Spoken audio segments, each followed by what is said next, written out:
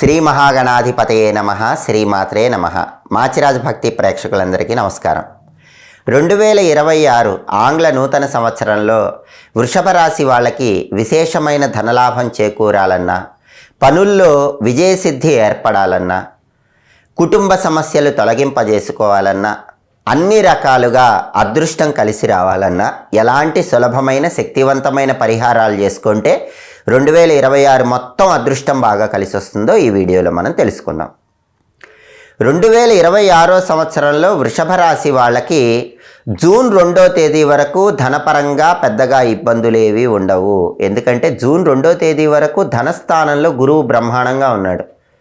కాబట్టి జనవరి 1 నుంచి జూన్ 2 వరకు ధనపరంగా పెద్దగా ఇబ్బందులు ఉండవు. ఆదాయ మార్గాలు పెరుగుతాయి, ఖర్చులు తగ్గిపోతాయి, మొండి బాకీలు వసూలు అవుతాయి. ఏదో ఒక విధంగా ధనం సమకూరటం వల్ల అప్పుల సమస్యల నుంచి బయటపడగలుగుతారు. ఎప్పుడు ధనం చేతిలో ఉంటుంది. కాబట్టి ధనం బాగా కలిసి రావాలంటే వృషభ రాశి వాళ్ళు 2026లో జూన్ 2 తర్వాతే పరిహారాలు చేసుకోండి. ఎందుకంటే జూన్ 2 తర్వాత గురుబలం వృషభ రాశి వాళ్ళకి తగ్గిపోతుంది. జూన్ 2 నుంచి 2026 డిసెంబర్ 31 వరకు కూడా గురుబలం ఉండదు. అప్పుడు ఫైనాన్షియల్గా అప్ అండ్ డౌన్స్ అనేవి ఉంటాయి. అలాగే వృషభ రాశి వాళ్ళకి ఎవరికైనా పెళ్ళిళ్ళు చేసుకోవాలన్నా కూడా సంబంధాలు నిశ్చయం కావడానికి జూన్ 2 వరకే గురుబలం ఉంది. ఆ తర్వాత పెళ్ళిళ్ళు నిశ్చయం కావటం కష్టంగా ఉంటుంది. వృషభ రాశి వాళ్ళు బంగారం కొనుక్కోవాలన్నా కూడా జూన్ 2 వరకు బలం బాగా ఉంది. తొందరగా బంగారం కొనుక్కోవటానికి మీరు చేసే అన్ని ప్రయత్నాలు వృషభ రాశి వాళ్ళకి జూన్ 2 వరకు అద్భుతంగా విజయవంతం అవుతాయి. మీ ఇల్లు బంగారంతో నిండిపోయే అవకాశాలు 2026 జూన్ 2 వరకు ఎక్కువగా ఉన్నాయి. కాబట్టి ఆదాయ మార్గాలు పెరగాలన్నా, ఖర్చులు తగ్గాలన్నా, సంపాదించిన ధనం నిలబడాలన్నా, బ్యాంక్ బ్యాలెన్స్ పెంచుకోవాలన్నా, పెళ్ళిళ్ళు నిశ్చయం కావాలన్నా, బంగారం కొనుక్కోవాలన్నా వృషభ రాశి వాళ్ళకి జూన్ 2 వరకు బలం చాలా అద్భుతంగా ఉంది. ఆ తర్వాత గురుబలం తగ్గిపోతుంది. కాబట్టి జూన్ 2 నుంచి డిసెంబర్ 31 వరకు 2026లో గురువారాలు ప్రత్యేకమైన పరిహారం చేసుకోవాలి. ఆ పరిహారం చేసుకుంటే అప్పుడు గురుబలం పెంచుకొని ధనపరంగా మంచి పురోభివృద్ధి సాధించవచ్చు. ఆ పరిహారం ఏంటంటే శనగల పరిహారం చేసుకోవాలి. వృషభ రాశి వాళ్ళు గురువారం పూట నానబెట్టిన శనగల్లో కొద్దిగా పసుపు కలిపి గోమాతకు ఆహారంగా తినిపించాలి. అంటే ముందు రోజు రాత్రి, బుధవారం రాత్రి పూటే శనగలు నానబెట్టుకోండి. గురువారం రోజు ఉదయం 6 నుంచి 7 మధ్యలో కానీ, మధ్యాహ్నం 1 నుంచి 2 మధ్యలో కానీ, రాత్రి 8 నుంచి 9 మధ్యలో కానీ ఈ గురుహోర ఉన్న సమయంలో నానబెట్టిన శనగల్లో కొద్దిగా పసుపు కలిపి గోమాతకు తినిపించండి.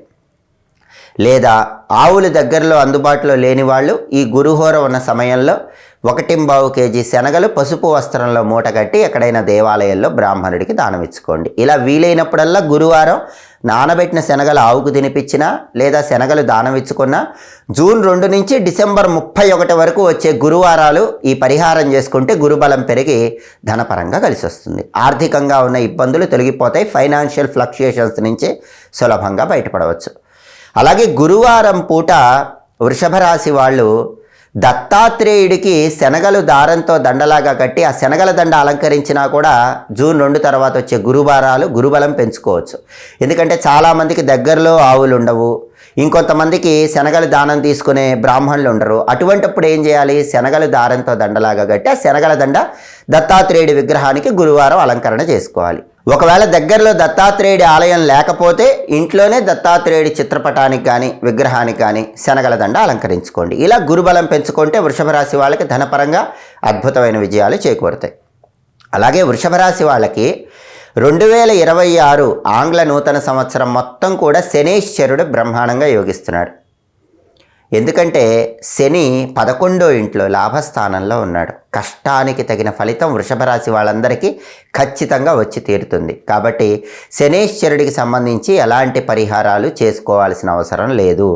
శని బలం అద్భుతంగా ఉంది. కాబట్టి వృత్తిపరంగా అద్భుత విజయాలు లభిస్తాయి. మీరు ఎంత కష్టపడితే ఆ కష్టానికి 100 రెట్లు ఎక్కువ ఫలితాన్ని 11వ ఇంట్లో శని వల్ల వృషభ రాశి వాళ్ళందరూ తప్పకుండా పొందగలుగుతారు. శని బ్రహ్మాండంగా 11వ ఇంట్లో లాభస్థానంలో యోగించడం వల్ల వృత్తిపరంగా అత్యున్నత స్థాయికి చేరతారు. మీ కష్టానికి తగిన ఫలితం అనేది బంగారం లాంటి భవిష్యత్తును కలిగింపజేస్తుంది. ఇక రాహుకేతువుల విషయానికి వస్తే వృషభ రాశి వాళ్ళకి కేతువు కూడా పెద్దగా యోగించటం లేదు, కేతు బలం లేదు. ఎందుకంటే వృషభ రాశి వాళ్ళకి 4వ స్థానంలో ఈ సంవత్సరం చివరి వరకు డిసెంబర్ 5 వరకు కేతువు వ్యతిరేక ఫలితాలు ఇస్తున్నాడు. దానివల్ల ఏం జరుగుతుందంటే 4వ ఇంట్లో కేతువు సంచారం వల్ల వృషభ రాశి వాళ్ళ తల్లి గారికి ఏవైనా ఇబ్బందులు కలిగే సూచనలు ఉన్నాయి. తల్లి తరపు ఆస్తుల కోసం ప్రయత్నాలు చేస్తే అవి రావటం ఆలస్యం అయ్యే సూచనలు ఉన్నాయి.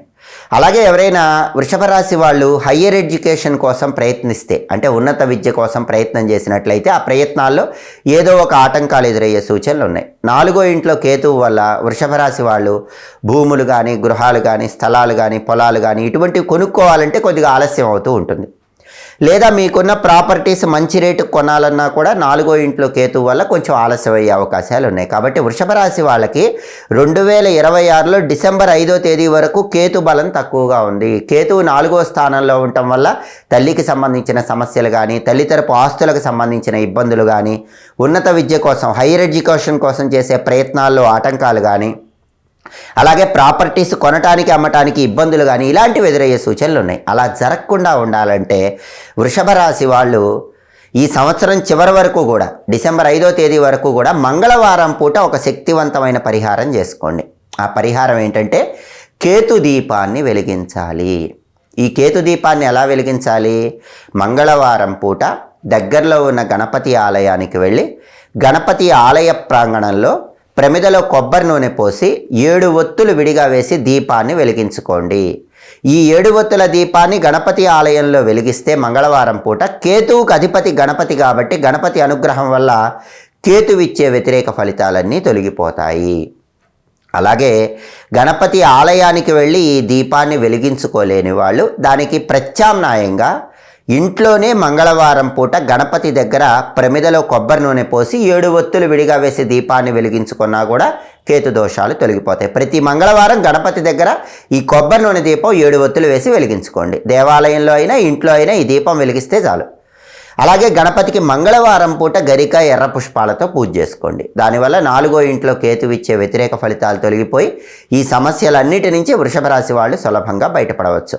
అలాగే వృషభ రాశి వాళ్ళు మంగళవారం పూట ఉలవలు దానం ఇచ్చుకున్న అద్భుత ఫలితాలు కలుగుతాయి. నెలకొక్కసారి మంగళవారం కేజింబావు ఉలవలు రంగురంగుల వస్త్రంలో మూటగట్టి ఎక్కడైనా దేవాలయంలో దానం ఇచ్చినా కూడా 4వ ఇంట్లో కేతువు ఇచ్చే వ్యతిరేక ఫలితాలు తొలగిపోయి తొందరగా సొంతింటి కల సాకారం చేసుకోవచ్చు.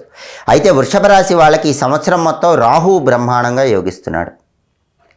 రాహువు వృషభ రాశి వాళ్ళకి 10వ ఇంట్లో అద్భుతంగా యోగిస్తున్నాడు. దశమంలో రాహువు యోగించటం వల్ల వృషభ రాశి వాళ్ళు విదేశాలకు వెళ్ళగలుగుతారు. విదేశాల్లో చదువుకోవటం, విదేశాల్లో ఉద్యోగం చేయటం, విదేశాల్లో డబ్బులు బాగా సంపాదించడం, విదేశాల్లో బ్రహ్మాండమైన సక్సెస్ పొందే యోగం అనేది 10వ ఇంట్లో రాహువు సంచారం వల్ల వృషభ రాశి వాళ్ళకి ఈ సంవత్సరం చివరి వరకు డిసెంబర్ 5 వరకు ఉంది. కాబట్టి వృషభ రాశి వాళ్ళకి ఈ 2026 ఆంగ్ల నూతన సంవత్సరం మొత్తం శనీశ్వరుడు బ్రహ్మాండంగా యోగిస్తున్నాడు. ఏ పరిహారాలు అవసరం లేదు. జూన్ వరకు గురువు యోగిస్తున్నాడు, పరిహారాలు అక్కర్లేదు. జూన్ తర్వాత మాత్రమే గురుబలం తగ్గుతోంది. జూన్ 2 నుంచి గురుబలం తగ్గుతోంది కాబట్టి జూన్ 2 తర్వాత నుంచి గురువార పరిహారాలు చేసుకుంటే ధనపరంగా కలిసి వస్తుంది. అలాగే సంవత్సరం మొత్తం మంగళవారం కేతు పరిహారాలు చేసుకుంటే సొంతింటి కల తొందరగా సాకారం చేసుకోవచ్చు. అలాగే వృషభ రాశి వాళ్ళు ఈ సంవత్సరం గణపతిని ఎంత పూజిస్తే అంత అద్భుత ఫలితాలు కలుగుతాయి.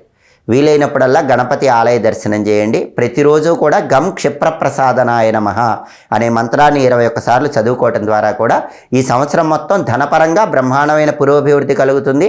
అన్ని వ్యవహారాల్లో విజయాలు అందిపుచ్చుకోవచ్చు. జ్యోతిష శాస్త్రంలో రాశి ఫలితాల ప్రభావం 50% పనిచేస్తుంది. వ్యక్తిగత జాతకం ప్రభావం ఇంకొక 50% పనిచేస్తుంది. కొన్నిసార్లు మాత్రం రాశి ఫలితాల ప్రభావం 40% పనిచేస్తుంది.